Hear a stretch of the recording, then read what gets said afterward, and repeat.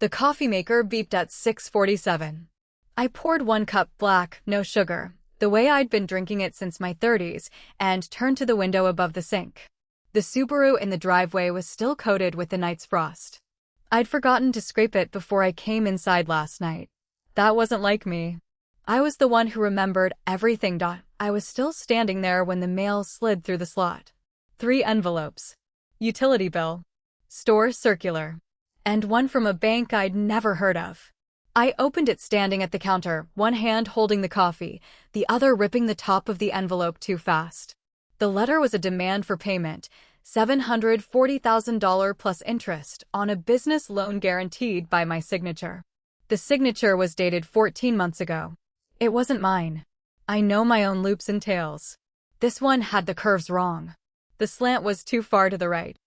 I didn't call Daniel right away. I didn't need to. I knew what he'd done. The question was what I was going to do about it. I looked down at the cup in my hand and thought, asterisk, you've held a lot of things together in this life. This is the one you're going to let break. Asterisk, the bank's letter sat on the counter for 2 days before I did anything with it. I told myself I was giving Daniel a chance to call me first. He didn't. He was in the final stretch of wedding preparations, the caterer, the florist, the goddamn string quartet his fiancée's mother insisted on. I'd been to the engagement party. I'd smiled through the toasts. I'd watched my mother cry happy tears while my father patted Daniel on the back like he'd finally done something worth being proud of.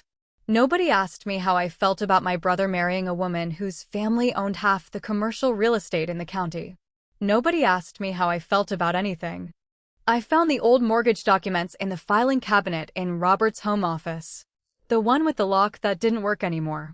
I pulled out the folder from 2009, the year we'd refinanced the house, and laid it flat on the desk next to the bank's letter. My signature from 14 years ago had a slight tremor in the capital E. I'd been holding the pen wrong, trying to sign too fast while talking to the notary. The signature on the loan guarantee was smoother. Too smooth. It was someone trying to copy me, but they'd corrected the tremor. That was how I knew it wasn't a hurried forgery. Daniel had practiced. I was still sitting in Robert's office when he walked in. He was wearing his good jacket gray wool, the one he saved for meetings with the bank.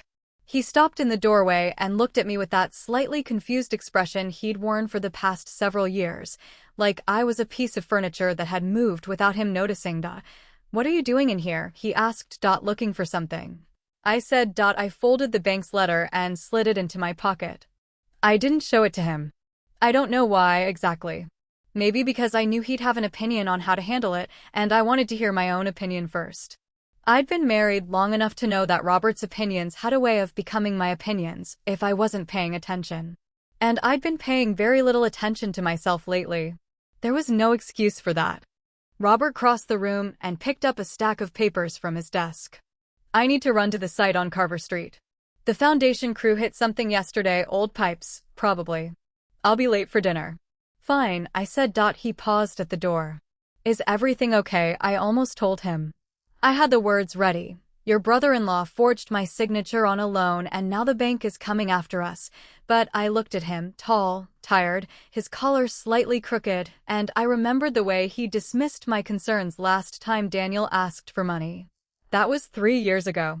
Daniel needed capital to open his first restaurant, and Robert had said, your brother isn't a businessman. He's a gambler with better suits. I'd defended Daniel then. I'd called Robert unsupportive. I'd lied and said Daniel had a solid business plan. Robert had given him a loan, $45,000, which Daniel had never paid back. Robert never mentioned it. He just stopped attending family dinners where Daniel was present. I didn't tell him about the letter. I'd created this mess by protecting Daniel. I was going to have to fix it myself. I'm fine, I said. He left. The front door clicked shut. I sat in his chair and stared at the forged signature until my eyes lost focus, and then I pulled out my phone and called my brother. Daniel answered on the third ring.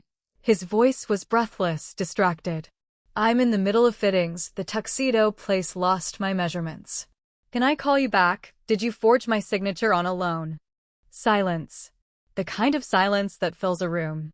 I pictured him in some midtown tailor shop with the fabric swatches and the anxious sales assistants, his face going pale behind the three-way mirror. Elena, he said. Tell me no, I said. Tell me it's a mistake. Tell me some stranger got hold of my information and forged it. Tell me that, and I'll believe you. More silence. I heard muffled conversation in the background, someone asking about sleeve length. Daniel said, "Give me a minute," and then the background noise faded. He'd stepped outside.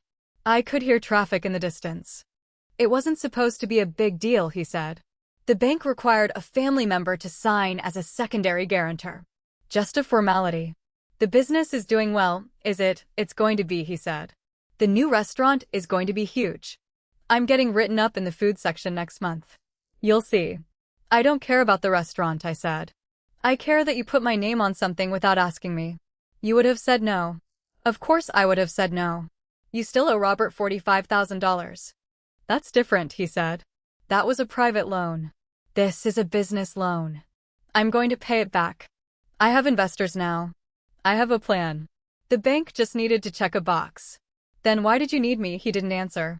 I realized, sitting there in Robert's chair, that the answer didn't matter. He'd done it because he assumed I'd absorbed the damage. Because I always had. Because I'd spent my entire adult life being the person who fixed other people's problems while running so fast to stay ahead of my own. Daniel, I said. I'm going to need you to fix this. I'll figure it out, he said. Don't worry about it. This is going to be fine. He said it the way he'd said everything since we were children, with that easy confidence that had always been enough to convince my parents that he was the one with potential, the one who'd eventually stop tripping over his own charm and land on his feet. I'd been the steady one. The responsible one. The one who showed up and made things work while everyone else got to be interesting. How much of the loan have you paid back? He paused. We've had some cash flow issues. But it's going to turn around. I knew what that meant. He defaulted. That's why the bank had come looking for me. The restaurant isn't doing well, is it? We're rebranding, he said. New concept. Small plates.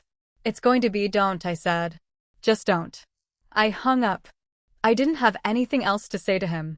I stood up from Robert's chair and noticed the papers on his desk, contracts, blueprints, invoices. I'd tidied this desk 1,000 times, organizing his chaos into something manageable. I'd been tidying his life for 27 years. That's what I was good at. That's what I'd trained myself to do. Keep everything in its place so he could function without ever having to look at the mess. The bank's letter was in my pocket. I could feel the edge of it pressing against my thigh. I'd be calling them in the morning. I'd be telling them the signature wasn't mine. I'd be opening a door that I didn't know how to close, and I had no idea what was on the other side. But standing there in his office, with the afternoon light coming through the blinds, I felt something I hadn't felt in years. I felt awake. The way you feel when you've been moving through the world half asleep and something finally jars you into the present moment. I walked out of the house and drove to my mother's place. She lives in a ranch house on the south side, the same house I grew up in. My father had been dead for years, but she still kept his chair in the living room. She was in the kitchen when I arrived, folding napkins for Daniel's wedding, cream-colored linen with initials embroidered in gold thread. She was proud of that wedding. She'd been planning it for months, even though she wasn't paying for it. Elena, she said, looking up with a smile. I wasn't expecting you. I need to talk to you about Daniel. Her smile faded. She set down the napkin she was folding. What did he do now? I told her. Not all of it. I didn't mention the $740,000 or the bank's letter or the forgery. I just said he'd gotten into some financial trouble. I said I was worried about him. I said I thought he might be in over his head. My mother listened. Then she picked up another napkin and started folding it. He's always been like this, she said. Your father used to say Daniel had more ambition than sense. That was his phrase. More ambition than sense. He forged my name on a loan, Mom. She kept folding. He doesn't think things through. You know that. He's always been impulsive. I could lose the house. The house is in Robert's name, isn't it? I stared at her. She wasn't being cruel. She was just being practical. The house was in Robert's name. The cars were in Robert's name. The bank accounts were joint, but Robert was the primary earner. I'd spent 27 years managing his home and his children and his social calendar, and I didn't have a single asset in my name alone. I'd given everything to the marriage, and I'd never thought to ask for anything back. I need you to tell Daniel to call me, I said. He's busy with the wedding. I don't care. My mother set down the napkin and looked at me. For a moment, I thought she might say something about how I'd always been the strong one, the reliable one, the one who didn't need anything from anyone. But she didn't say that. She said, "You know how he gets when he's stressed. He'll call you when things calm down." I left her kitchen. I drove home with the windows down, letting the cold air hit my face. I was thinking about my signature, the way it looked on that forged document, the loops and tails that weren't quite right, the corrections that Daniel had made to make it look like me. He'd put so much effort into doing it without my knowledge. He'd studied my handwriting enough to forge it. But he'd never once asked me how I was doing. He'd never once looked at me the way you look at someone you actually see. I got home before Robert did. I made dinner, chicken, roasted vegetables, rice, and I set the table for two. I sat down and waited for him. He came through the door at 7:45, covered in dust and still talking on the phone. He had his hand over the receiver and mouthed, "Sorry, I waited." He ended the call and sat down across from me. He was distracted, already looking at something else. His mind was on the Carver Street property, the pipe problem, the money he was losing every hour he wasn't working. He didn't see me. He never saw me, not anymore. I was just the person who made sure things stayed on track. "The bank called," I said. He looked up. "What bank?" "Some bank in the city. They sent a letter. Daniel defaulted on a loan, and they're coming after the guarantor." Robert frowned. "What do you mean, the guarantor?" "Daniel put my name down as a guarantee." The fork stopped moving toward his mouth. "He did what? He forged my signature. I found the original loan document. It's not my signature." Robert set the fork down. His face was doing something I'd rarely seen. He was actually paying attention. He was looking at me like I was a real person who'd just said something that mattered. "How much?" he asked. $740,000. Silence. He stared at me for a long moment. Then he said, "You didn't tell me about this." "I'm telling you now. Elena." He rubbed his forehead. "This is a serious problem." "Yes," I said. "It is." I knew I should have told him sooner. I knew he had a right to know that our finances were in danger. But I also knew what came next. I could see it in his eyes, the way they were already calculating, already figuring out how to handle the situation without it affecting his business. He was looking at me like I was a problem to be solved. "I'll deal with it," he said. "I know a lawyer who handles this kind of thing. He'll get the bank to back off." "Robert, it's a forgery. I'm not responsible for this." "Doesn't matter.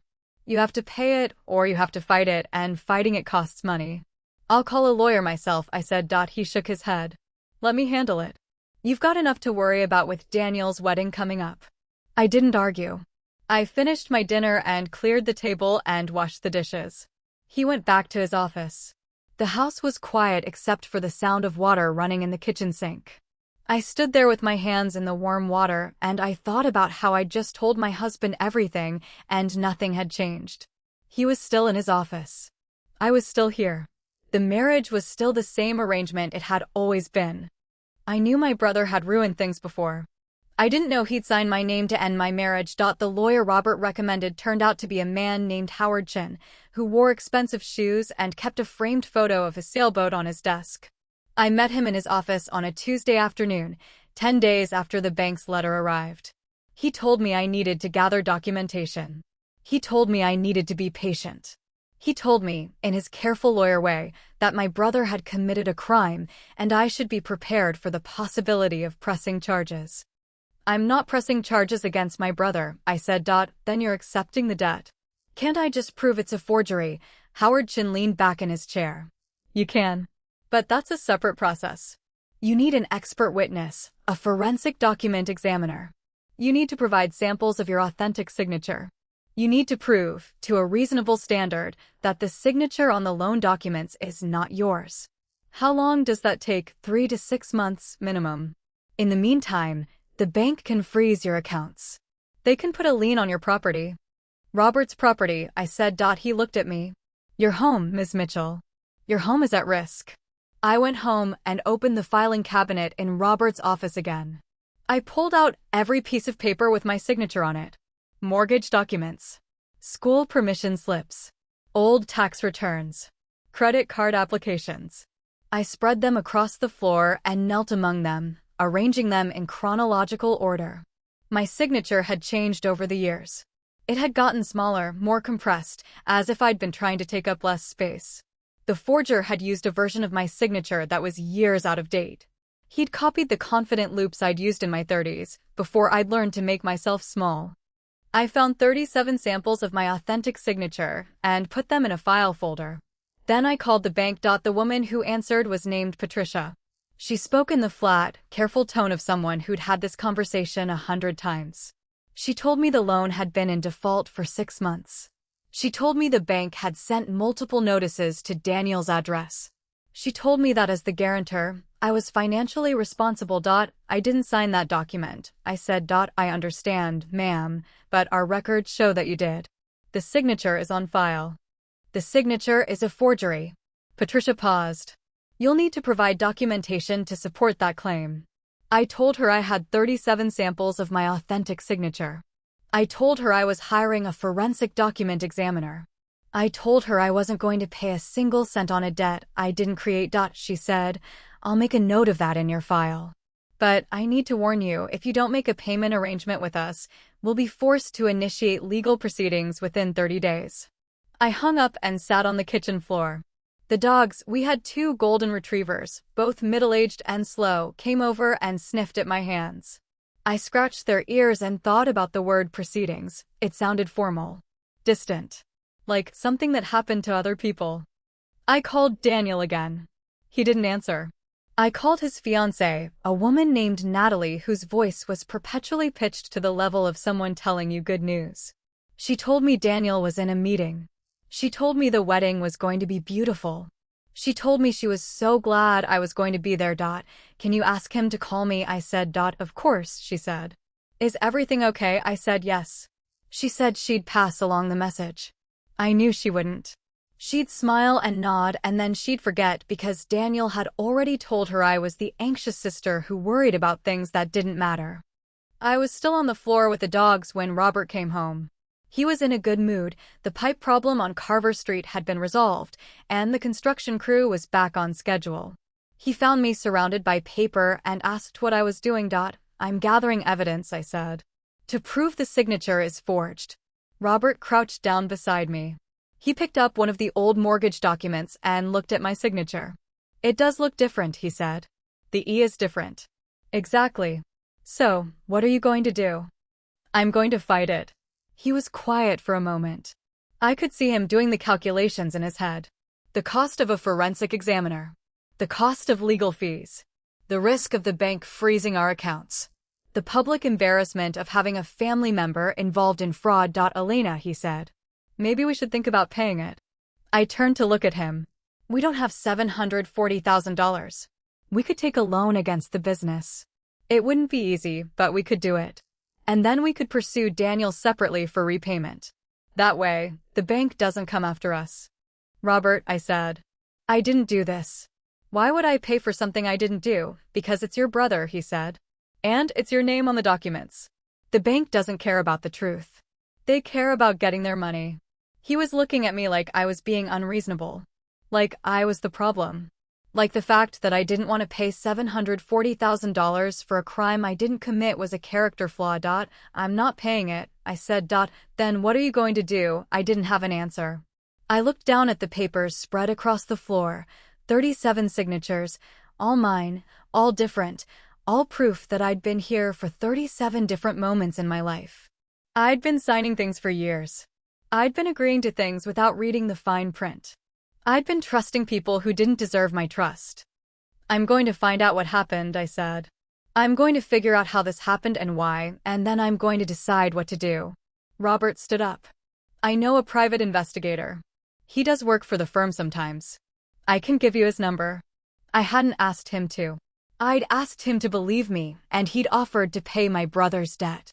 That was the difference between us. He wanted to solve the problem. I wanted to understand it. I called the private investigator the next morning. His name was Frank, and he spoke with a rough New York accent that had softened after decades in the Midwest. He asked me a lot of questions. Where was the original loan document? What bank was involved? Did I have any idea why Daniel had chosen that particular bank? Did I know anyone at that bank? Had I ever met with a loan officer there? No, I said. I didn't know anything about this until I got the letter. Okay, Frank said. Let me start with the bank records. I'll see if I can get a copy of the original application. I'll let you know what I find. I hung up and felt a small shift in my stomach, the feeling of momentum, of something finally moving. I'd been standing still for so long. Now I was starting to walk. I didn't tell Robert I'd hired Frank. I didn't tell anyone. I just started going through my brother's life, piece by piece, trying to understand how we'd gotten here. Daniel was 6 years younger than me. I remembered holding him when he was a baby, his tiny fingers gripping my thumb. I remembered teaching him to ride a bike, holding the seat while he wobbled down the street. I'd always been the one who believed in him. I'd always been the one who said he'd figure it out eventually. I'd spent 46 years making excuses for him. Now I was going to find out what he'd been hiding. I started with the banks. I called 3 different financial institutions where I knew Daniel had accounts. Each one told me the same thing. They couldn't disclose information without Daniel's consent. I tried calling Daniel's accountant, a nervous man named Stuart who'd been handling Daniel's taxes for years. He didn't return my calls. I was hitting walls everywhere I turned. And then Frank called me back with something. There's a pattern, he said. Daniel hasn't been using just one bank. He's been cycling through them. He takes out a loan, defaults, and then moves on to another institution. He's been doing this for about 4 years. 4 years, 6 months to be exact. He started with a small credit union, defaulted on $40K. Then he moved to a regional bank, defaulted on $120K. Then the big one came, the $740K loan. He was only able to get that because he had you as a guarantor. Who helped him, I said. Who helped him forge my signature? Frank paused. I haven't found that yet. But I found something else. The bank where he took out the $740K loan, that's the same bank where Robert has his business accounts. I sat down. The chair I was sitting in was the same one I'd been sitting in when I called Daniel the first time. I looked around the room, Robert's office, his desk, his papers, his life, and I realized I'd been looking in the wrong direction. Can you check something? I said. Can you find out if Daniel had any contact with someone at that bank? I can try. Do that, I said. And Frank, yeah, don't tell anyone I'm asking these questions. I had 2 choices. I could let the affair break me, or I could let it show me what I'd been ignoring for 27 years. I'd been ignoring a lot.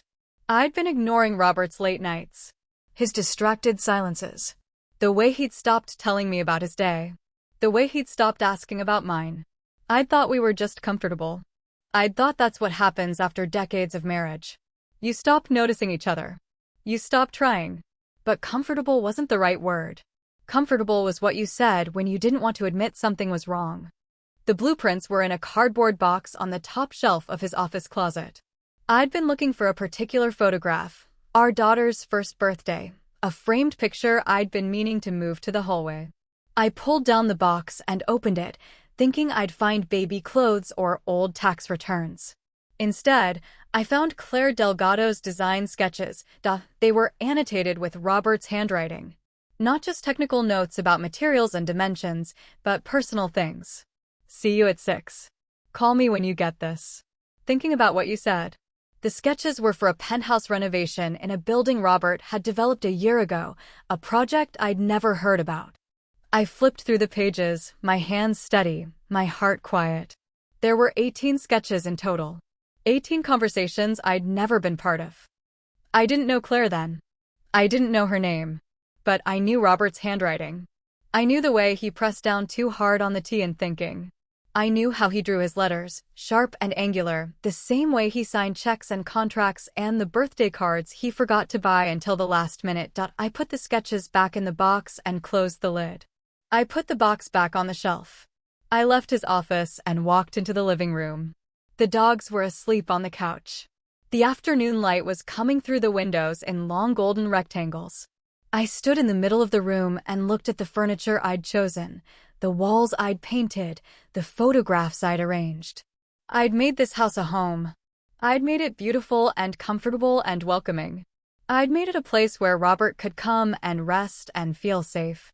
He'd been bringing someone else into his world. Someone who drew sketches and left notes and made him think. Someone who wasn't me. I walked back into his office and opened the box again. I took out one of the sketches and held it up to the light. I studied the handwriting, the loops and tails, the slant. Robert's writing had changed over the years. It had gotten more relaxed, less controlled. I thought about my own signature, how it had gotten smaller and more compressed, and I understood something for the first time. I'd been trying not to take up space. Robert had been taking up more space than ever. We'd been moving in opposite directions, and I hadn't noticed because I'd been too busy holding everything together. I called Frank and gave him Claire's name. He could hear the difference in my voice. He said, "You okay?" "I'm fine," I said. "You don't sound fine." "I'm just figuring some things out." I didn't tell him about the blueprints. I didn't tell anyone. I put the sketch back in the box and I went to the kitchen and made myself a cup of tea. I stood at the window and watched the sun go down. I thought about my brother and my husband and the two different ways they'd betrayed me. Daniel had taken my name and used it for money. Robert had taken my trust and used it for cover. They'd both assumed I wouldn't notice. They'd both assumed I was too busy being the person who held everything together to see what was falling apart. That was the moment I decided. I was going to serve Daniel the court papers at his wedding. I was going to let him stand in front of everyone he wanted to impress and watch his sister walk toward him with the truth. I was going to let the photographer capture his face. I was going to let his wealthy fiancé's father pull her away. I was going to give my brother exactly what he'd given me, a public moment of reckoning. It was the meanest thing I'd ever thought. It was also the first thing I'd ever planned for myself. I told myself I'd do it and I'd deal with the consequences later. I told myself it didn't matter if I looked like the villain. I'd been the heroine of a story I hadn't wanted to be in. It was time to write my own ending. I went to the wedding with the court papers in my purse. The venue was a converted warehouse in the Arts District, all exposed brick and string lights and long wooden tables that probably cost more than my first car. I arrived early, before the guests started filing in. Robert had driven us separately. He had a meeting that morning, some urgent thing with the Carver Street project, and I'd told him I'd meet him there. I needed the time alone. I pulled into the parking lot and sat in my car for a few minutes. The court papers were in my purse, folded into a manila envelope. I'd had them for 3 days. I'd spent those 3 days going back and forth, talking myself out of it and then talking myself back into it. In the end, it came down to one question. If I didn't do this now, when would I ever do anything for myself? The wedding was supposed to be the happiest day of Daniel's life. I was going to make sure he remembered it. The ceremony was at 4. I found a seat near the back, close to the aisle. My mother was in the front row, wearing a lavender dress she'd bought specifically for this occasion. She kept turning around to wave at people she knew. My father would have hated this wedding. Too much money, too many strangers, too much pretending that Daniel had finally become the man everyone wanted him to be. I watched my brother walk down the aisle. He looked handsome, tall, confident, his smile a little too wide.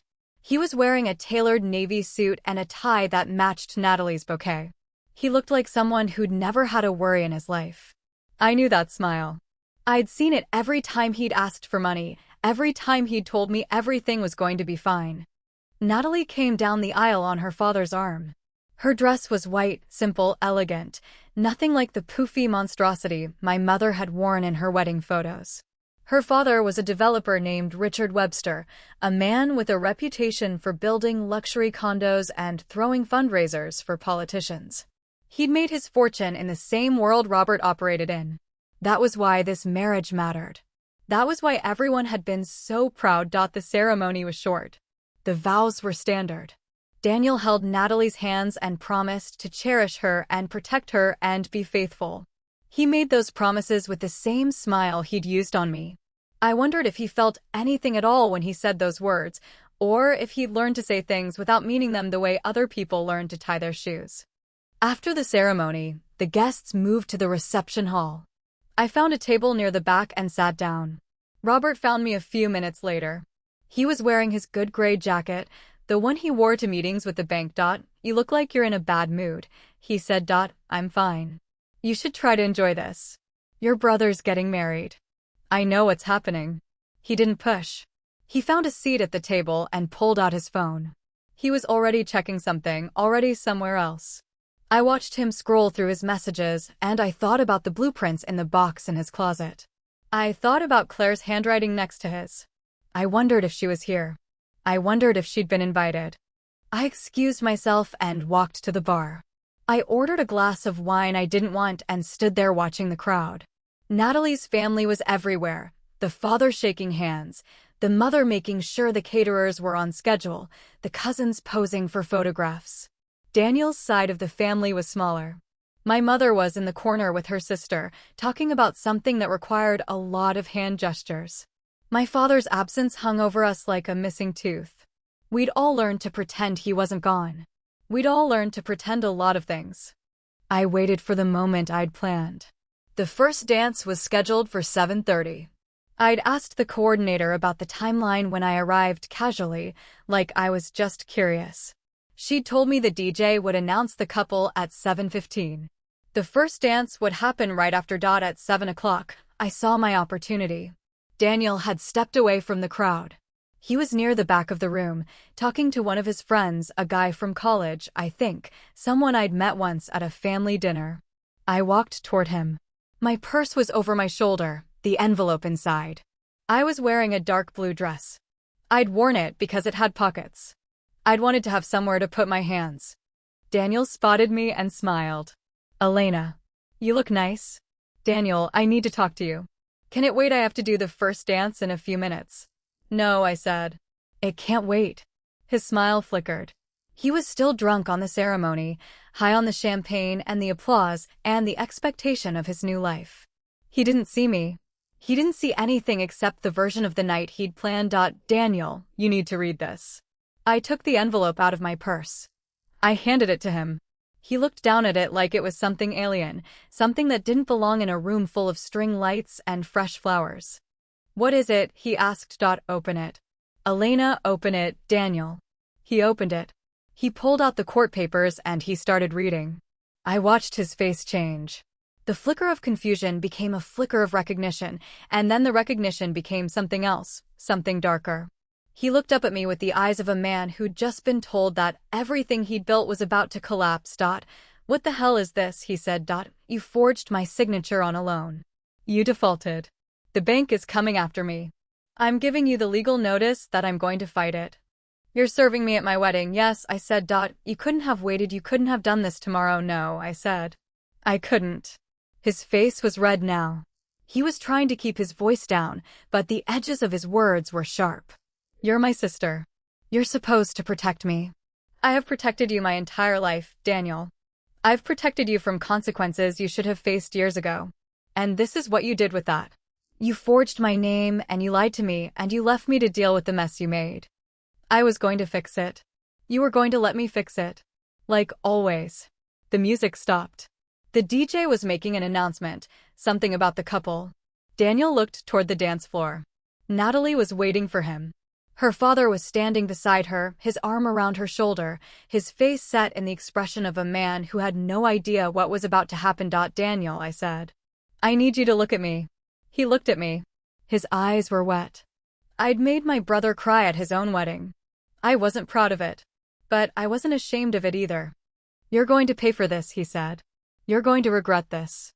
I already regret it, I said. I regret every time I ever told you it was going to be okay. I regret every time I covered for you. I regret protecting you from the people who should have held you accountable. Elena, go dance with your wife, Daniel. I don't want to see you again tonight. I turned and walked away. I didn't look back. I passed through the crowd of guests who had no idea what had just happened, their faces bright and expectant. I passed my mother, who was still talking to her sister. I passed the hired photographer, who was adjusting his lens. I walked toward the back exit, and I was halfway there when I heard the shouting. It was Natalie's father. He'd pulled her away from the dance floor. She was in her wedding dress, her face confused, her white shoes wobbling on the polished concrete. Richard Webster was holding Daniel's arm and speaking in a low, urgent voice. I couldn't hear the words, but I could see the shape of them. I could see the question on his face. What did you do? Daniel was trying to explain. His hands were out, palms up, the universal gesture of a man who'd been caught and was trying to talk his way out. Natalie was looking between them, her eyes wide. The photographer was still shooting. I saw the flash of his camera, capturing the moment. The moment my brother's new life started to fall apart. I walked out the back exit. The parking lot was dark and cold. I got into my car and sat there for a long time, my hands on the steering wheel, my breath fogging the window. I was shaking. I realized I'd been shaking since I handed him the envelope. I'd been holding myself so tight that I hadn't noticed. I thought about Natalie. She didn't deserve this. She didn't know who she was marrying. I'd just shown her in the worst possible way. I wondered if she'd ever forgive me. I wondered if I cared. I started the car and drove home. The streets were quiet. I passed the houses I'd passed 1,000 times, the same neighborhoods, the same stoplights, the same routines. I'd been moving through the city on autopilot for years. I'd been driving the same routes, making the same choices, expecting the same outcomes. Tonight, I'd broken the pattern. Tonight, I'd done something I'd never done before. I'd chosen myself. My phone buzzed in the passenger seat. My mother. I let it go to voicemail. It buzzed again. Robert. I let that one go too. I didn't want to talk to anyone. I didn't want to explain myself. I'd done what I'd done, and I'd be damned if I was going to apologize for it. I got home and walked through the front door. The dogs met me at the entrance, their tails wagging, their bodies warm. I knelt down and let them lick my hands. I was still shaking.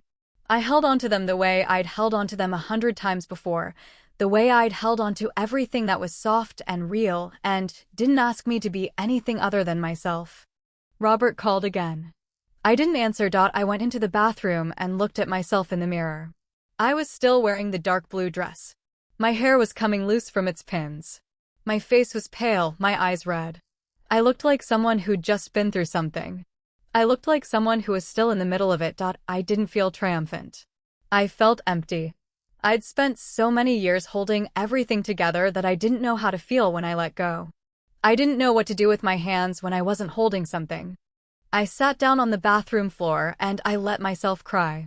I cried for Daniel, the brother I'd loved and protected and believed in. I cried for the marriage I'd been holding together alone. I cried for myself, the woman I'd been and the woman I was becoming. I didn't know who she was yet. I didn't know what she wanted. But she'd done something tonight that the old Elena would never have done. She'd made a choice. She'd drawn a line. She'd said, enough is enough. I fell asleep on the bathroom floor. I woke up cold and confused and stiff. My phone was buzzing again. Robert. I picked it up and answered. Elena, he said. Where are you? I'm at home. Daniel called me. He said you served him court papers. At his wedding. Yes. He's a mess. His in-laws are furious. Natalie's father is threatening to sue. Let him. Elena, what the hell were you thinking? I was thinking about the $740,000 he owes. I was thinking about the signature he forged. I was thinking about the fact that my own brother thought I was stupid enough to let him get away with it. He's your brother. He's a criminal, Robert. He committed a crime. And you want me to feel sorry for him? He's embarrassed. He's humiliated. Natalie's parents are talking about annulment. I stood up from the bathroom floor. I walked into the living room. The house was dark. The dogs had followed me, their feet clicking on the hardwood floor. Robert, I said. I need you to listen to me. To what to me? I need you to actually listen to me. There was a long silence on his end of the line. I'd never asked him that before. I'd never said those words, listen to me, because I'd assumed he was listening all along. I'd assumed that because I was his wife, he heard me. I'd been wrong. Elena, he said, and his voice was different now, softer. I'm listening. I'm not going to apologize for what I did, I said. I'm not going to apologize for holding my brother accountable. I'm not going to apologize for any of it. I'm not asking you to. Then what are you asking? He paused. I'm asking you to come home. I'm asking you to come home so we can figure this out together. I looked around the room. The furniture I'd chosen. The photographs I'd arranged. The life I'd built. I was already home. I'd been home for 27 years. And no one had ever asked me what I wanted. I'll be there in the morning, I said. I'm tired. I'm going to bed. I hung up. I lay down on the couch and pulled a blanket over myself. The dogs curled up beside me. I stared at the ceiling and I thought about the last thing I'd said to Daniel. I don't want to see you again tonight. My brother thought the most important thing that happened that night was his public humiliation. He was wrong. The most important thing happened 3 hours later, when Robert told me it was my job to fix Daniel's mess. He'd taken Daniel's side. He'd called me unreasonable. He'd asked me why I couldn't just let it go. I'd been married to Robert for 27 years. I'd known him for 30. I'd loved him for most of that time. And in that phone call, I saw something I'd never seen before. I saw a man who had no idea who I was. A man who'd stopped looking at me so long ago that he'd forgotten I was still here. I thought about the blueprints in the box. I thought about Claire's handwriting. I thought about all the conversations I'd never been part of. I closed my eyes and waited for morning. Robert was waiting in the kitchen when I walked in. He'd made coffee. That was unusual. He usually left that to me. He was standing at the counter with his mug in his hand, his hair still wet from the shower. He'd been up all night. I could tell from the way his eyes looked, the set of his shoulders. You're up early, I said. I didn't sleep. I poured myself a cup of coffee. Black. No sugar. I sat down at the kitchen table. The morning light was coming through the window, the same window I'd stood at when the bank's letter arrived. It felt like a lifetime ago. Elena, Robert said. We need to talk about what happened. I know. Daniel called me again this morning. He's been crying. He says he can't fix this. He says he doesn't have the money. Then he shouldn't have taken the loan. Elena, he's family. He's not my family, I said. Not anymore. Not after what he did. Robert sat down across from me. He reached across the table and put his hand over mine. I let him. I didn't pull away. I was still trying to figure out what I felt. I'm not asking you to forgive him, he said. I'm asking you to think about what happens next. The bank isn't going to just go away. You have to deal with this one way or another. I am dealing with it. I hired a lawyer. I hired a private investigator. I'm proving that the signature is forged. That takes time. In the meantime, the bank is going to come after us. Then let them. Robert pulled his hand back. He was looking at me like I was a stranger. Maybe I was. Maybe I'd been a stranger to him for years, and he was only now noticing. Elena, he said. What is going on with you? Nothing is going on with me. I'm just not going to let my brother ruin my life. He's not going to ruin your life. He forged my signature, Robert. He committed fraud. And if he'd gotten away with it, we would have lost everything. Everything we've built. Everything I've spent the last 27 years working for. You didn't work for it, he said. I worked for it. The words hung in the air between us. He didn't take them back. He didn't apologize. He just sat there, looking at me like he'd said something completely reasonable. Excuse me, I said. You know what I mean. The business, the money, the houses, I built all of that. You were at home. You raised the children. You took care of things here. I took care of everything here, I said. I raised your children. I managed your social calendar. I kept your house running. I held everything together so you could go out and build your business. And you're telling me I didn't work for it. I'm not saying you didn't do anything. You're saying my contributions don't count, I said. You're saying I don't have a right to be angry because I didn't earn the money that's being threatened. That's exactly what you meant. I stood up from the table. I was shaking again, but I wasn't going to let him see it. I walked to the counter and poured my coffee down the sink. I needed something to do with my hands. Elena, sit down. Let's talk about this. You want to talk? Fine. Let's talk about Claire. The word came out of my mouth before I'd planned it. I'd been holding it in for weeks, turning it over in my mind, trying to decide when and how to say it. I hadn't expected it to come out like this, raw, unpracticed, the first time I'd ever said her name to him. Robert's face went pale. What? Claire Delgado, the interior designer. The one whose sketches are in a box in your office. Elena, I saw them, Robert. I saw the annotations. I saw the notes you left her. He was quiet for a long moment. I watched him process what I'd said. He was good at processing, he'd built a business on it. But this was different. This wasn't a construction schedule or a budget report. This was his wife, telling him she knew. How long have you known long enough? Elena, it's not what you think. Don't, I said. Don't do that. Don't tell me I'm overreacting. Don't tell me it doesn't mean anything. Don't tell me I'm being emotional. He stood up from the table. He was taller than me, taller than I remembered. I'd always thought he was a big man, physically imposing. But standing there in the kitchen, with the morning light on his face, he looked smaller somehow. He looked like a man who'd been caught. I'm not going to lie to you, he said. Claire and I have been. Don't say it, I said. I don't want to hear the details. I don't want to know how it started or how long it's been going on or what you did together. I don't care. Then why are you bringing it up? Because I need you to understand, I said. You think I'm doing all of this because I'm angry at Daniel. You think I'm reacting to one thing. You think this is just about the loan and the forgery and my brother's incompetence. But it's not. It's about you, Robert. It's about you and me. What about us? Us stopped existing a long time ago, I said. I don't know when it happened. I don't know if it was gradual or if there was a moment. But you stopped seeing me. You stopped thinking about me as a person. You started treating me like a piece of furniture, something that was always there, something that didn't require attention. That's not true. It is true. You didn't notice I was here. You didn't notice when I stopped being happy. You didn't notice when I stopped asking you questions about your day because I knew you wouldn't listen. You didn't notice any of it, Robert. And I let you. I let you because I thought that was what marriage was supposed to be. I thought I was supposed to hold everything together and not complain about it. Elena, enough is enough, I said. I'm done holding things together. I'm done pretending everything is fine when it's not. I'm done being the only one in this marriage who's actually paying attention. Robert was quiet. I don't think he'd ever heard me speak like this. I don't think he'd ever heard me speak at all.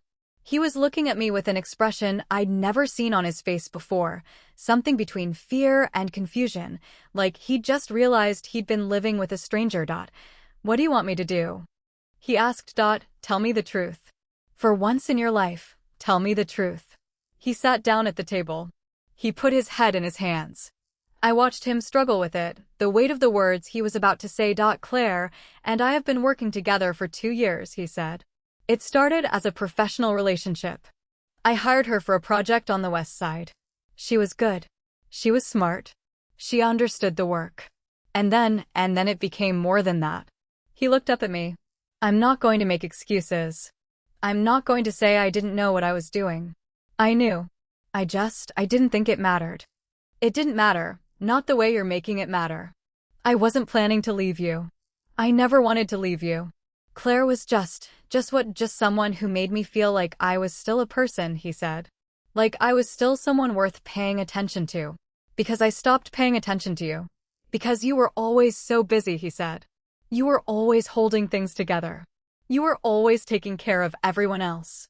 And I started feeling like I was just another thing on your list. Another responsibility. I sat down across from him. I was tired. I was so tired that I thought I might fall asleep sitting there. I didn't stop paying attention to you, I said. I just stopped needing you. I had to. You were gone so much. You were so focused on your work that I had to learn to do everything myself. I had to raise the children myself. I had to manage the house myself. I had to be my own support system. And I did it. I did it because I thought that was what love meant. Love meant you took care of things. Love meant you didn't complain. Love meant you held everything together even when it felt like you were falling apart. Elena, I'm not finished, I said. I know I wasn't perfect. I know I wasn't always there for you. I know I was distracted. But I was there. I was always there. I never once stopped being your wife. He was quiet. I could see the words forming in his head, the defenses, the justifications, the things he'd been telling himself for 2 years. He didn't say them. Maybe because he knew I wouldn't believe them. Maybe because he knew they wouldn't matter. What happens now? He asked. Now I stop being the person who holds everything together, I said. Now I start being the person who actually lives her own life. That's not an answer. It's the only answer I have. I got up from the table. I went into the bedroom and I started packing. I didn't know where I was going. I just knew I couldn't stay in that house, in that kitchen, with that man. Robert followed me. He stood in the doorway and watched me fold clothes. Or where are you going? I don't know yet. Elena, you can't just leave. We need to figure this out. I can do whatever I want, I said. I've been doing what everyone else wanted for 27 years. I'm not doing it anymore. Claire doesn't mean anything to me, he said. You mean something to me. You've always meant something to me. Then why did you do it? I don't know. That's the worst part, I said. You don't even know why you did it. You just did it because you could. Because you thought I wouldn't notice. Because you thought I wouldn't care. I didn't think you didn't care. You just didn't think about me at all. I put the last of my things in the bag. I zipped it closed and I walked past him, out of the bedroom, down the hall, through the living room. The dogs followed me to the front door. I knelt down and told them I'd be back. I didn't know if it was true. Elena, Robert said. I turned around. He was standing in the hallway, his hands at his sides, his face open in a way I hadn't seen in years. He looked like he wanted to say something.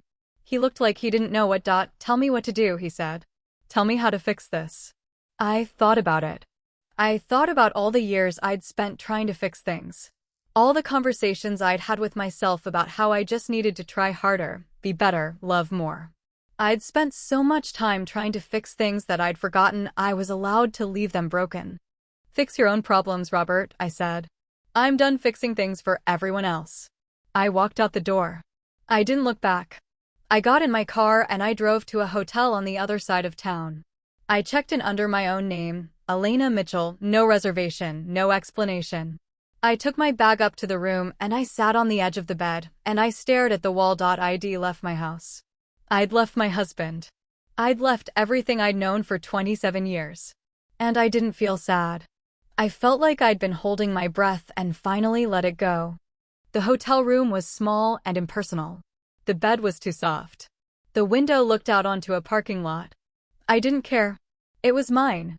It was the first space I'd ever had that was completely my own. I called Frank. He answered on the first ring. Elena, he said. I was going to call you. Tell me you found something. I found something, he said. I found Claire Delgado's tax records. She's been funneling business through a dummy corporation. And that corporation has been doing work for Robert's company. Work that was never competitively bid. Work that was awarded to her without going through the normal process. Are you telling me Robert was embezzling? I'm telling you that Robert was directing contract work to Claire's company, and the invoices were padded. It wasn't embezzlement, exactly. It was more like he was taking money from his own projects and giving it to her.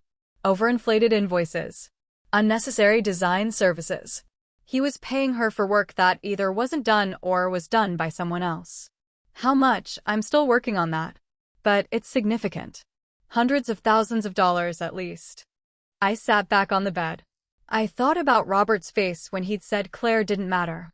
I thought about his hands, the way he'd spread them in the hallway, asking me what to do. He'd been lying to me about everything. He'd been lying about Claire, about his business, about the money. Can you prove it? I asked. Yes, he said. I can prove it. I've got invoices, correspondence, bank records. It'll take some time to organize everything, but it's all there. Don't tell anyone, I said. Not yet. Elena, if you have evidence of financial impropriety, you should. I'll use it when I'm ready, I said. Right now, I just need to know it exists. I hung up. I lay back on the hotel bed and stared at the ceiling. He said I was being emotional. I said enough is enough. Then I took the blueprints out of the drawer where I'd been keeping them and watched his face go pale. I'd let him see me know. I'd let him see me walk away. But he didn't know the rest of it yet. He didn't know what I had. I thought about the box in his office. I thought about Claire's sketches and the notes in his handwriting. I thought about all the conversations I'd never been part of. I was going to have my own conversation soon. And when I did, he was going to realize he'd never known me at all. I stayed in the hotel for 3 days. I didn't tell anyone where I was. My mother called 17 times. I let every single one go to voicemail. Daniel called twice, then stopped. Robert called every evening, always around the same time, and I watched his name appear on my screen and I didn't pick up. I wasn't punishing him. I was trying to remember what it felt like to be alone without being lonely. On the third day, I went to see the forensic document examiner. Her name was Dr. Miriam Park, and she worked out of a small office in the university district, the kind of office that smelled like old paper and coffee. She was in her 60s, with silver hair and steady hands. She laid my signature samples across her desk and studied them with a magnifying glass. "This is a good forgery," she said. "Whoever did this had access to your signature. They studied it. They practiced it. They made corrections to the parts that didn't look right. Can you prove it's not mine?" She looked up at me over her glasses. "I can prove that the signature on the loan document is not consistent with your authentic signature. I can write a report that will stand up in court. I can testify if you need me to. How long will the report take? 5 business days. Maybe less if I push it." I told her to push it. I wrote her a check, and I walked out of her office feeling something I hadn't felt in months: relief. The truth was on paper. The truth was going to be documented. No one could argue with a document examiner. No one could look at her report and still say it was my fault. I drove to the university. I'd been thinking about it for days, since the night in the hotel room, the first night I'd had to myself in decades. I'd been thinking about the life I'd left behind, the career I'd abandoned, the person I'd been before I became Robert's wife and Daniel's sister and my mother's responsible daughter. I'd been a historian once. I'd been someone who studied old buildings and wrote papers about them. I'd been someone who existed outside of other people's needs. I parked in the visitor lot and walked across the campus. The architecture building was at the end of a long row of oaks. I hadn't been here in 15 years. It looked the same brick, the same windows, the same smell of chalk dust and ambition. I walked into the department office and asked to speak to Dr. Margaret Chin, the head of the preservation program. I'd known Margaret when I was a graduate student. She'd been my advisor.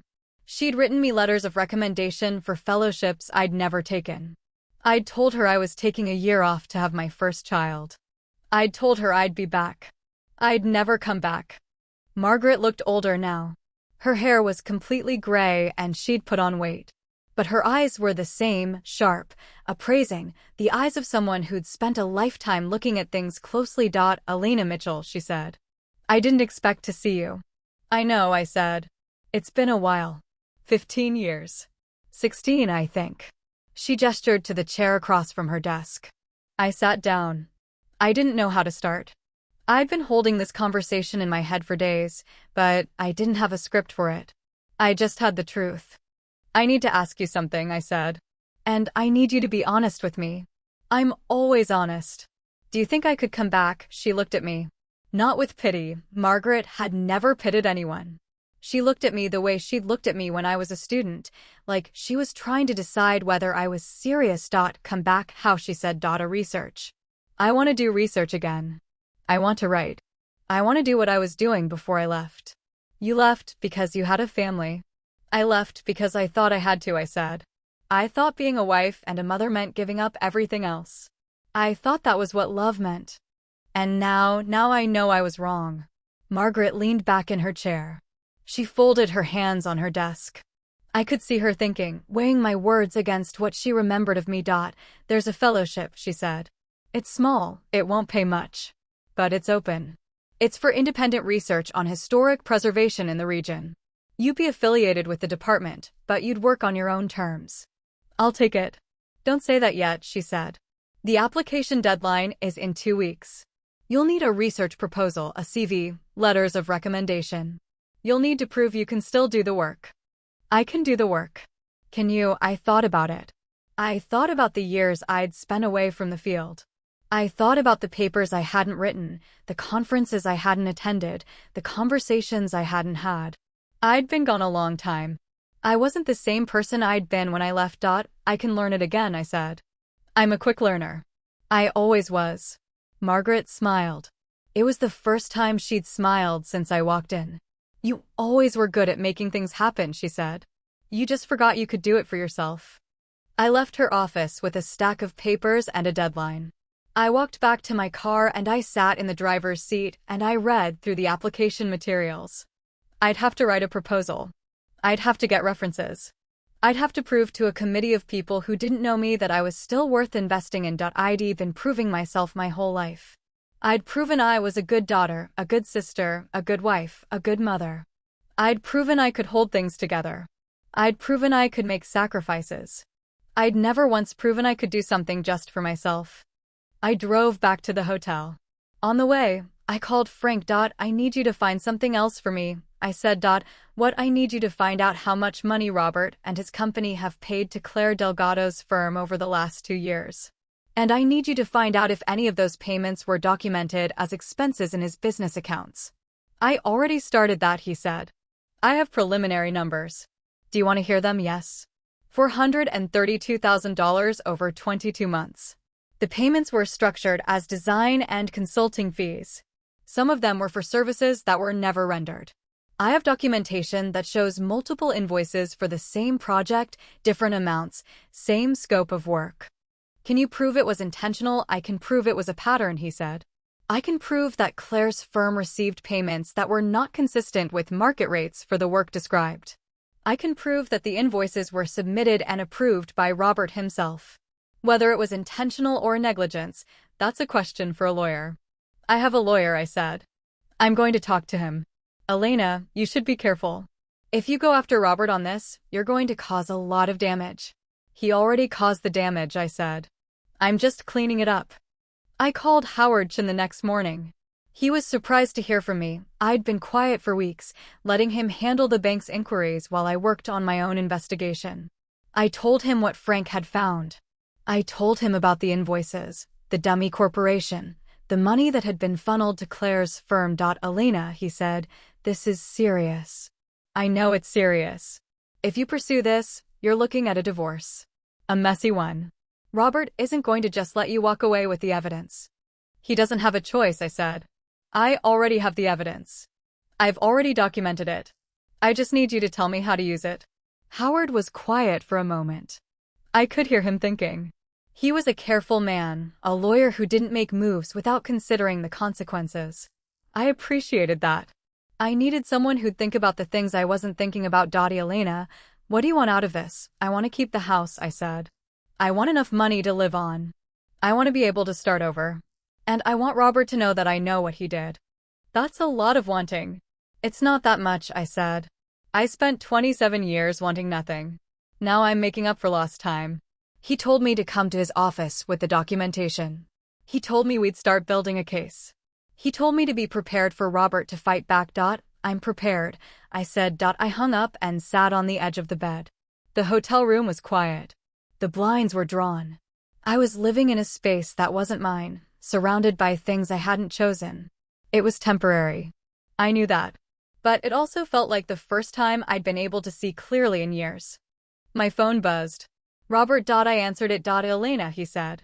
Where are you? I'm at a hotel. A hotel, Elena. You've been gone for 3 days. I've been trying to reach you. I know. I need to see you, he said.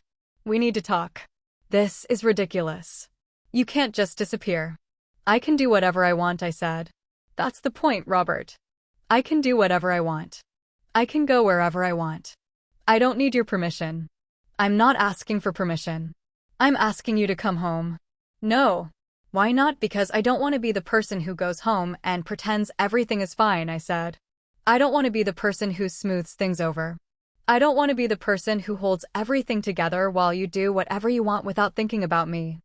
Elena, you told me about Claire, I said. You told me about the affair. But you didn't tell me about the money. There was a pause. I heard his breathing change.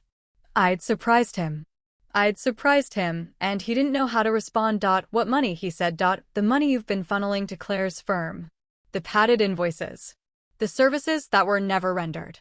The $432,000 you've paid her over the last 22 months. Elena, don't lie to me again, I said. I have documentation. I have bank records. I have correspondence. I know everything, Robert. I know about the dummy corporation. I know about the invoices. I know about all of it. The line was silent. I waited. I could hear him trying to think of something to say. I could hear him trying to find a way out of this. Elena, he said finally. It's not what you think. It's exactly what I think, I said. And I'm going to use it. I'm going to use all of it. To do what? To make sure I'm not left with nothing, I said. To make sure I can start over. To make sure you don't get to walk away from this like nothing happened. Are you threatening me? I'm telling you what I'm going to do, I said. I'm done being the person who doesn't fight back. I hung up. My hands were shaking. I'd never spoken to him like that before. I'd never let him hear the anger I'd been carrying for so long. It felt strange, unfamiliar. It felt like I was finally using a muscle I'd forgotten I had. The debt wasn't mine. But I was going to make sure Robert paid for it anyway. He'd pay for Daniel's forgery. He'd pay for Claire's money. He'd pay for every year I'd spent holding everything together while he did whatever he wanted. I spent the rest of the day working on the fellowship application. I wrote a draft of my research proposal. I called 2 former colleagues and asked them for letters of recommendation. I was building something. I was building a future that didn't depend on anyone else. That night, I went for a walk.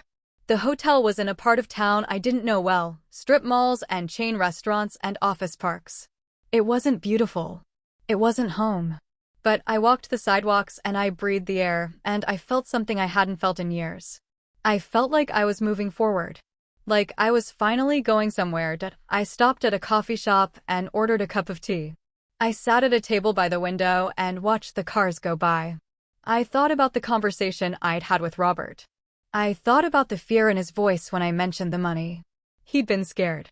He'd actually been scared of me. I thought about Claire. I'd never met her, but I'd spent enough time imagining her. She was competent. She was confident. She was someone who knew what she wanted and went after it. I'd spent my life being the opposite of that. I'd been the one who waited. The one who hoped. The one who believed that if she was good enough, patient enough, forgiving enough, people would stay. I was done waiting. I was done hoping. I was done believing that being good enough would make anyone stay. I finished my tea and walked back to the hotel. I was tired, the kind of tired that comes from making decisions, from taking action, from being the person you've been avoiding for years. I lay down on the bed and I thought about the letter from the bank, the one that had started all of this. A piece of paper. A signature that wasn't mine. A debt I'd never agreed to. I'd spent my whole life signing things I hadn't read. Agreeing to things I hadn't chosen. Going along with things I hadn't wanted. And now, for the first time, I was signing something for myself. I was writing my own name. I closed my eyes and fell asleep. I dreamed about the house on Carver Street, the one Robert had been building when everything started to fall apart. I dreamed about walking through it, room by room. The walls were empty. The windows were open. The air was clean. And I kept walking, faster and faster, until I was running. I woke up sweating. The room was dark. My phone was buzzing on the nightstand. Frank. It's late, I said. I found something, he said. Something you need to see. What? Daniel didn't act alone, he said. He didn't forge your signature by himself. Someone helped him. Someone at the bank. Who? I'm still working on that. But I found a connection. The loan officer who processed Daniel's application, he left the bank 3 months after the loan was approved. He's been working for a firm that does consulting work for Mitchell Development Group. I sat up in bed. The room was spinning. Are you telling me Robert knew about the loan? I'm telling you there's a connection, Frank said. I'm telling you that someone who worked at the bank that approved Daniel's loan is now working for your husband's company. I don't know what it means yet. But it's not nothing. I thought about Robert. I thought about his face when I told him about the loan. I thought about the way he'd offered to pay it without asking questions. I thought about the way he'd told me to let him handle it. I need you to find out everything, I said. I need to know if Robert knew about this before I told him. I'll do my best. I hung up. I sat in the dark hotel room and I tried to breathe. I'd thought I had the whole picture. I'd thought I understood what had happened. But I was missing something. There was something I didn't know. I lay back down and stared at the ceiling. I'd been betrayed by my brother, my husband, the people I trusted most. But I wasn't going to let it break me. I was going to find out the truth. And then I was going to do something about it. I met Frank in a diner on the edge of town. It was the kind of place that served coffee in thick mugs and had pie under plastic domes. I'd chosen it because it was neutral ground, because neither of us had any reason to be there, because I needed to hear what he'd found in person. He was already at a booth when I walked in. He had a folder on the table in front of him, thick and unmarked. He pushed a cup of coffee toward me as I sat down. Black, he said. No sugar. I remembered. Thanks. I wrapped my hands around the mug. It was cold in the diner. The windows were fogged from the heat outside. I took a sip and waited. The loan officer's name is Mark Sullivan, Frank said. He worked at the bank for 6 years. He approved Daniel's loan 14 months ago. He left the bank 3 months later and went to work for a consulting firm called Ridgeway Partners. And Ridgeway Partners does work for Robert. They do. Ridgeway has been a subcontractor on 3 of Robert's projects in the last year. They provide project management and cost analysis services. Mark Sullivan is their senior consultant on the Carver Street project. I stared at him. Robert knows Sullivan. He worked with him directly. Sullivan reports to Robert on the Carver Street project. They have meetings. They have conversations. There's no way Robert didn't know who he was. Did Robert know about the loan before I told him? That's the question, Frank said. I don't have a direct answer. But here's what I do have. Sullivan's signature is on the internal approval documents for Daniel's loan. He was the one who verified the guarantor's signature. He was the one who signed off on the credit check. He's the one who approved the loan based on your financial information. Someone at the bank should have checked my signature before approving it. They did. Sullivan checked it. And he signed off on it. I set the mug down. My hands were shaking. So Sullivan knew the signature was forged. I can't prove that. But here's the thing, Sullivan has a history. He's been investigated before. 3 years ago, he was involved in a loan approval that went bad. The bank settled the case and Sullivan kept his job. There was never any formal finding of wrongdoing. What kind of loan? A small business loan. Similar to Daniel's. The guarantor was a family member of the borrower. I felt something cold settle in my stomach. So this is a pattern. It looks like it. Sullivan was either very unlucky or very good at not getting caught. I sat back in the booth. The diner was quiet. A man in a flannel shirt was reading a newspaper at the counter. The waitress was filling sugar dispensers. It was so ordinary. So normal. And I was sitting in the middle of it, trying to process the fact that my husband might have known about my brother's fraud before I did. What do I do with this? I asked. You have choices, Frank said. You can give this information to your lawyer. You can use it in your divorce proceedings. You can file a complaint with the bank. You can do all of those things. What would you do? I'm not you. I don't know what you want. I looked at him. He was a good man, professional, careful, honest. He'd done exactly what I'd asked him to do. He'd found the truth. The problem was that the truth was more complicated than I'd expected. I want to know if Robert knew, I said. I need to know if he was involved in this. He was involved in the loan. Not Daniel's loan. I need to know if he helped Daniel forge my signature. Frank was quiet for a moment. I can't prove that. Sullivan isn't going to talk to me. Robert isn't going to admit anything. But you can ask him. You can look him in the eye and ask him, and you'll know. I nodded. I knew he was right. I'd been avoiding it, the conversation I needed to have with Robert. I'd been putting it off because I was afraid of what I'd find out. I'm going to see him tonight, I said. Elena, I know. Be careful. I've heard it. Not careful. I was going to say, be ready. Whatever he tells you, it's going to change things. Are you ready for that? I thought about it. I thought about the life I'd left behind, the marriage I'd thought I had, the future I was trying to build. I wasn't sure I was ready for any of it. But I'd spent my whole life waiting until I was ready. I'd spent my whole life thinking that if I just waited long enough, everything would be okay. Frank, I said. I've been getting ready my whole life. I drove to the house that night. I didn't call ahead. I didn't tell anyone I was coming. I just got in my car and drove. The house looked different in the dark. The lights were on inside, the living room, the kitchen, Robert's office. I parked in the driveway and sat there for a moment, looking at the place I'd called home for 23 years. It looked the same as it always had. But it wasn't the same. Nothing was the same.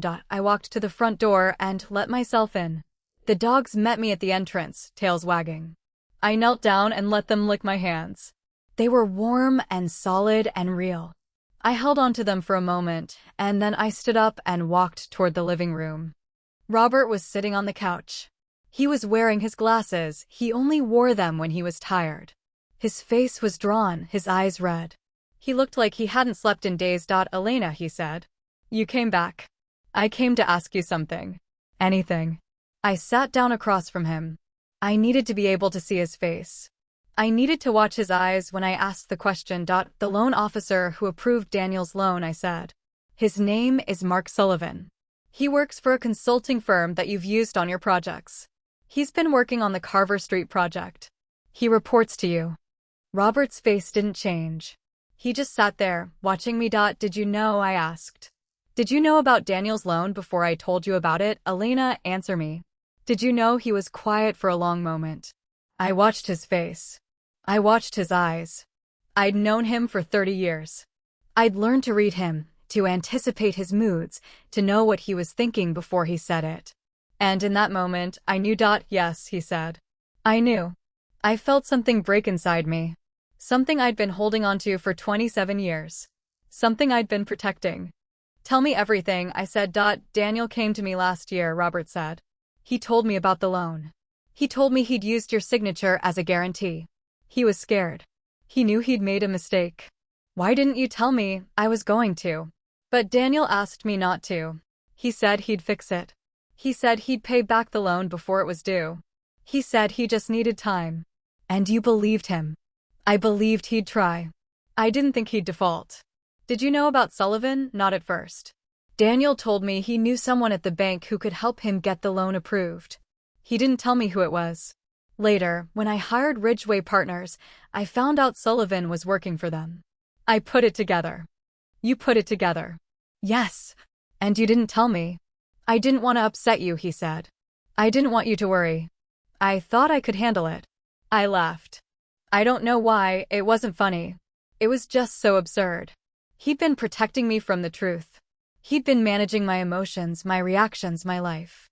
He'd been doing it for so long that he couldn't see how wrong it was. Robert, I said. You let my brother forge my name. You knew about it. And you kept it from me. You kept it from me so I wouldn't be upset. It wasn't like that. Then what was it like? I wanted to protect you. From what? He didn't have an answer. He sat there in his glasses, on his couch, in his house, and he didn't have an answer. Robert, I said. I need you to understand something. You've been protecting me from the truth my whole marriage. You've been deciding what I can handle and what I can't. You've been making choices for me. And I let you. I let you because I thought that was what love meant. I thought love meant giving up control. I thought love meant letting someone else make the decisions. Elena, I was wrong, I said. Love doesn't mean giving up control. Love means sharing it. Love means trusting someone enough to let them see the truth.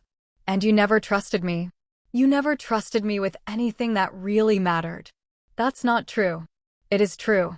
You kept this from me. You kept Claire from me. You kept everything from me. And I let you. I let you because I was afraid of being alone. You're not going to be alone. I am, I said. I've been alone for years. I just didn't know it. He reached for my hand. I let him hold it. I let him feel the weight of what he'd done. I'm not leaving you because of Claire, I said. I'm not leaving you because of Daniel. I'm leaving you because I spent 27 years being the only one in this marriage who was actually paying attention. You don't mean that.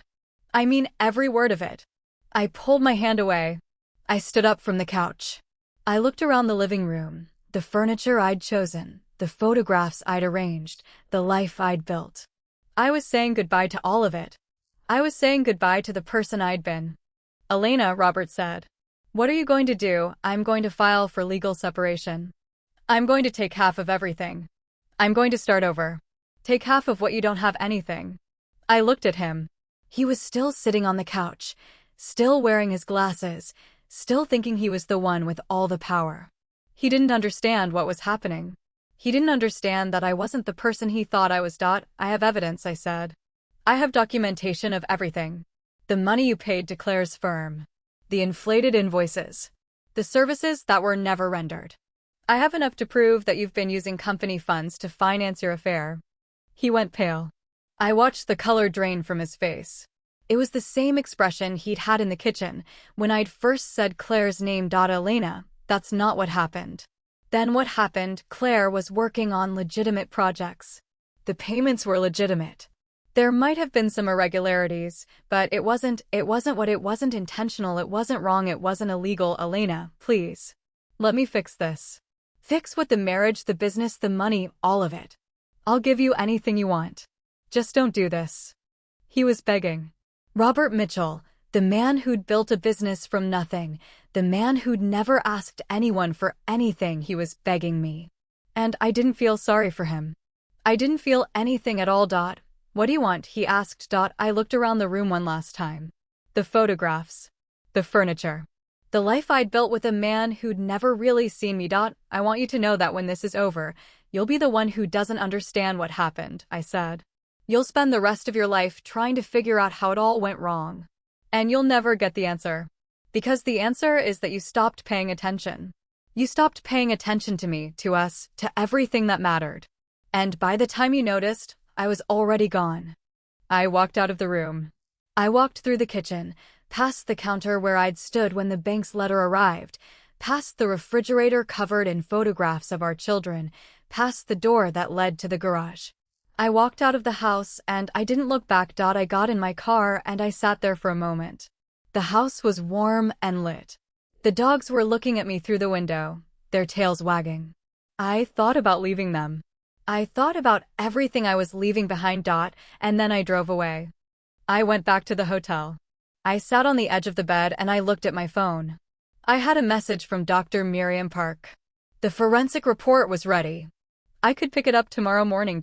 I had a message from Margaret Chen. The fellowship committee wanted to meet with me.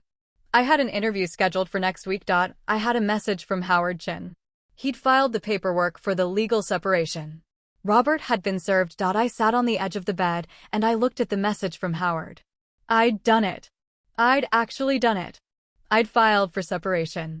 I'd started the process. I was no longer the woman who held everything together. I was the woman who let it all go. He asked me what I wanted. I said, I want you to know that when this is over, you'll be the one who doesn't understand what happened. The morning after I filed for separation, I picked up the forensic report from Dr. Park's office. She handed it to me in a manila envelope, thick and heavy. I opened it in my car and read the first page. The conclusion was clear. The signature on the loan document was not mine. The forgery was made by someone who had studied my signature but couldn't replicate the subtle variations in pressure and slant. It was definitive. It was proof. I brought it to Howard Chen's office. He read it while I sat across from him. He read it twice. Then he looked up at me with something I hadn't seen on a lawyer's face before, a kind of quiet respect. This is enough, he said. This will get the bank off your back. And Daniel, the bank will pursue him directly. He's the primary borrower. The forgery absolves you of any liability. They can't come after you if the signature isn't valid. How long will it take? Days? Maybe weeks? But you're free, Elena.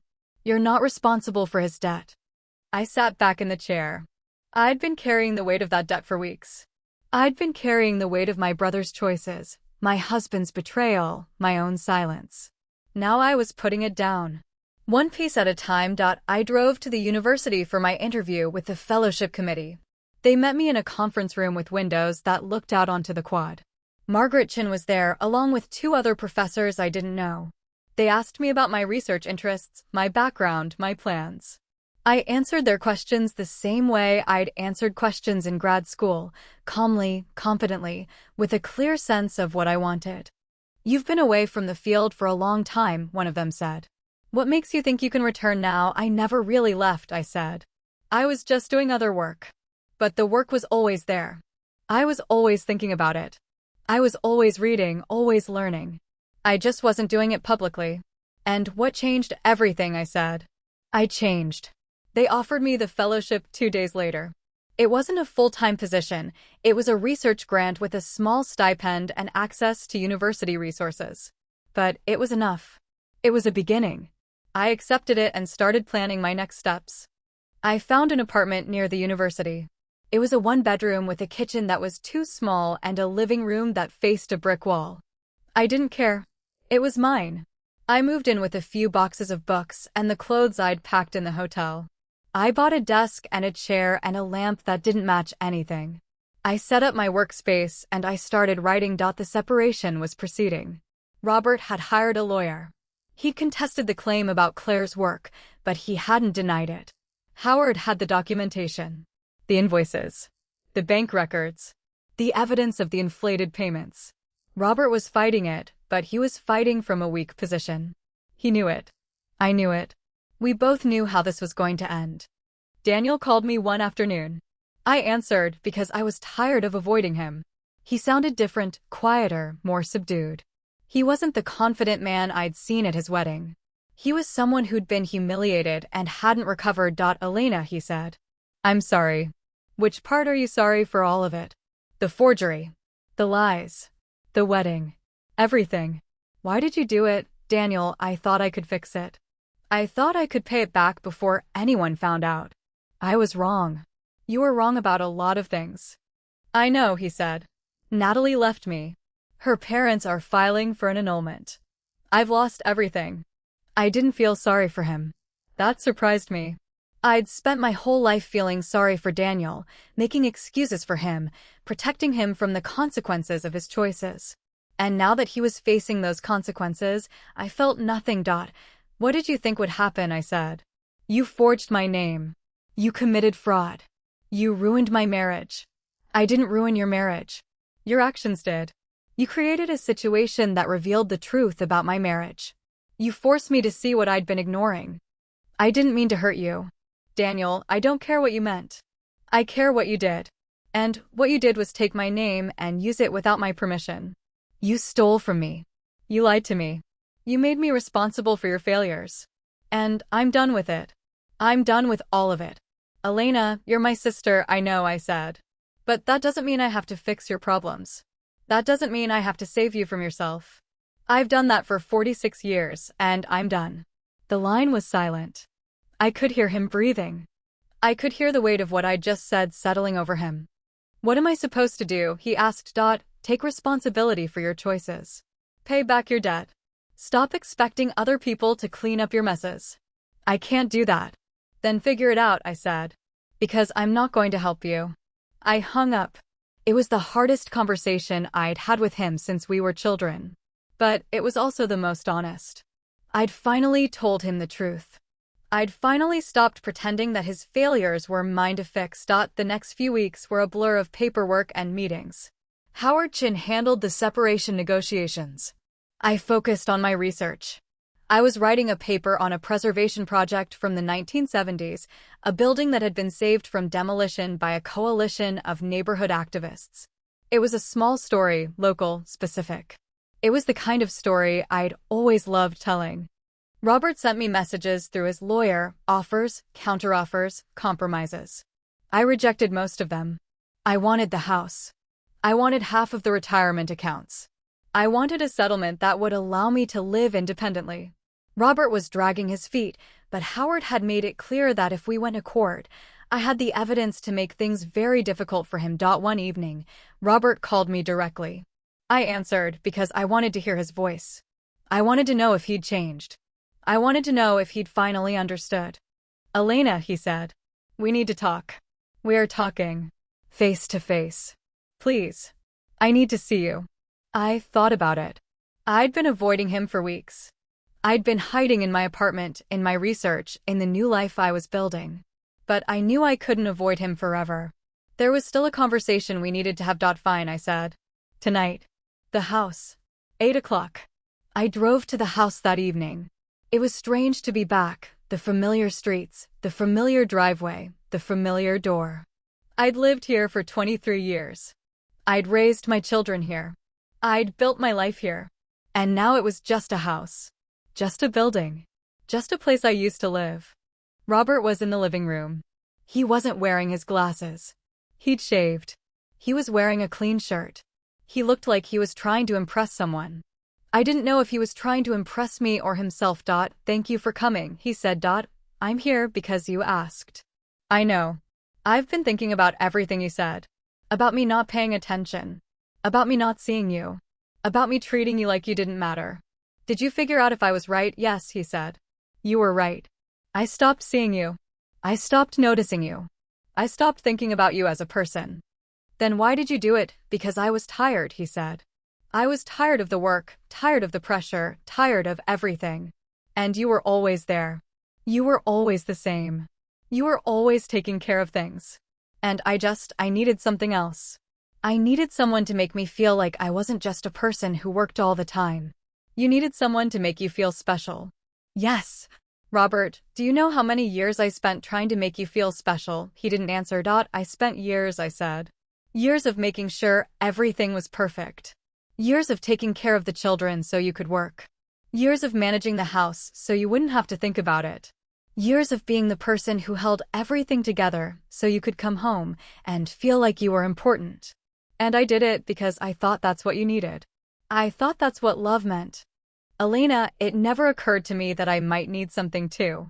It never occurred to me that I might be tired, that I might feel invisible, that I might want someone to notice me. And then when I finally did, when I finally realized that I needed something, it was too late. You'd already moved on. I'm sorry. I know you're sorry. I know you're apologizing. But you don't understand what you're apologizing for. You're apologizing for the affair, but you're not apologizing for the years before it. You're not apologizing for being absent. You're not apologizing for letting me carry everything alone. Then what do you want me to apologize for? I want you to understand, I said. That's all I want. I want you to understand what it was like to be married to a man who never saw me, who never asked me what I wanted, who never noticed that I was drowning because he was too busy with his own life. I noticed, he said. I didn't know what to do about it. Then you should have asked. He was quiet. He sat in his armchair, the one with the worn leather armrests, and he looked at me like I was a stranger. Maybe I was. Maybe I'd been a stranger to him for years, and he was only now seeing me. I'm going to ask you something, he said. And I need you to be honest with me. Okay. Did you ever love me, or were you just doing what you thought you were supposed to do? I looked at him. The man I'd married. The father of my children. The person I'd spent half my life with. I loved you, I said. I loved you more than I loved myself. That was the problem. I don't understand. I know you don't. That's the tragedy of us, Robert. You never understood. You never understood how much I gave up for you. You never understood how much I gave to you. You never understood that I was giving away pieces of myself, piece by piece, until there was nothing left. And you didn't notice. You didn't notice because you were too busy taking. I didn't take anything from you. Yes, you did, I said. You took my time. You took my energy. You took my ambition. You took my career. You took all of it. And I gave it to you freely because I thought that was what love meant. I thought if I gave enough, I would be enough. Elena, I never asked you to give up your career. I know you didn't. You didn't have to. You just went out and built your life, and I stayed behind and built yours. And I told myself it was a choice. I told myself I was happy. I told myself I didn't need anything else. But you did. Of course I did. Everyone needs something else. Everyone needs a part of themselves that's just for them.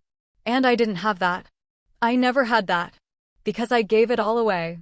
He was quiet. I could see him trying to process what I'd said. I could see him trying to understand the weight of what I'd given up. Can you ever forgive me? He asked. Forgive you for what? For the affair, for the years of absence, for not seeing me, all of it. I thought about it. I'd spent so many years being angry at him, at Daniel, at everyone who'd let me down. But the anger was heavy. It was exhausting. I was tired of carrying it. I can try, I said. But I'm not going to forgive you the way you want me to. I'm not going to forgive you and go back to the way things were. I'm going to forgive you so I can move on. I'm going to forgive you so I don't have to carry this anymore. That's not forgiveness. Yes, it is. It's the only kind of forgiveness that matters. I stood up. I looked around the living room one last time. The furniture. The photographs. The reminders of a life I'd built with a man I'd never really known. Robert, I said. I'm not sad about you anymore. I'm sad about the woman who wasted so many years being the only one trying. I'm sad about the woman who thought that if she just loved enough, She would be enough. I'm sad about her. But I'm not her anymore. What are you? I'm someone who's finally learning what she wants, I said. I'm someone who's finally learning that she matters. I'm someone who's done being invisible. He stood up. He walked toward me. He reached out and took my hands. Please don't leave me, he said. I can change. I can be better. I know you can, I said. And I hope you do. But I'm not going to be the one who waits for it. I've done enough waiting. I pulled my hands away. I walked toward the front door. The dogs were in their beds, watching me. I knelt down and told them I'd be back. I told them I'd always be back. They were the only ones in this house who'd never asked me to be anything other than myself. I opened the front door. The night air was cold and clean. I turned back to look at him one last time. Robert, I'm not leaving you. I'm already gone. I've been gone for a long time. You just didn't notice. I walked out. I walked to my car. I got in and I drove away. I didn't look back. The next day, I went to the university. I had a meeting with Margaret Chin about my research. We sat in her office with the windows open and the lights streaming in. She told me she liked my proposal. She told me she thought I could do good work. She told me she was glad I'd come back. I'm glad too, I said. Are you? I am, I said. I'm glad I finally remembered who I was. I spent the afternoon in the library. I was doing research on the preservation project, looking at old newspaper clippings and meeting minutes. The work was small and specific. It was mine. It was a world I'd left behind and was finally reclaiming. In the evening, I went to the new apartment. I made dinner, simple, small, just for me. I sat on the couch with a book and read until I couldn't keep my eyes open. I'd done it. I'd survived. I'd let it all go and I'd survived. The next morning, the bank sent a letter confirming that I was no longer liable for Daniel's debt. The forensic report had done its job. I was free. I called Howard Chin to tell him. He was pleased. He told me the separation agreement was almost finalized. He told me I would get the house. He told me I would be fine. I know, I said. I sat down at the desk in my new office and looked at the blank wall in front of me. For the first time in 27 years, I had nothing to hold together. And I'd never felt more solid in my life. I looked out the window. The sun was setting over the university buildings. The sky was orange and pink. I thought about everything I'd been through, the forgery, the affair, the betrayal, the divorce. I'd been through it all and I was still standing. I thought about Robert. I didn't hate him anymore. I didn't love him anymore. I just knew him. I knew who he was and what he'd done. And I knew that his choices had nothing to do with me. I thought about Daniel. I didn't know if he'd ever get his life together. I didn't care. He wasn't my responsibility anymore. I thought about Claire. I didn't know where she was or what she was doing. It didn't matter. She'd been part of a story that had ended. I was writing a new one. I turned to my desk. I had work to do. Research to complete. A paper to write. A life to live. I picked up my pen. I started to write.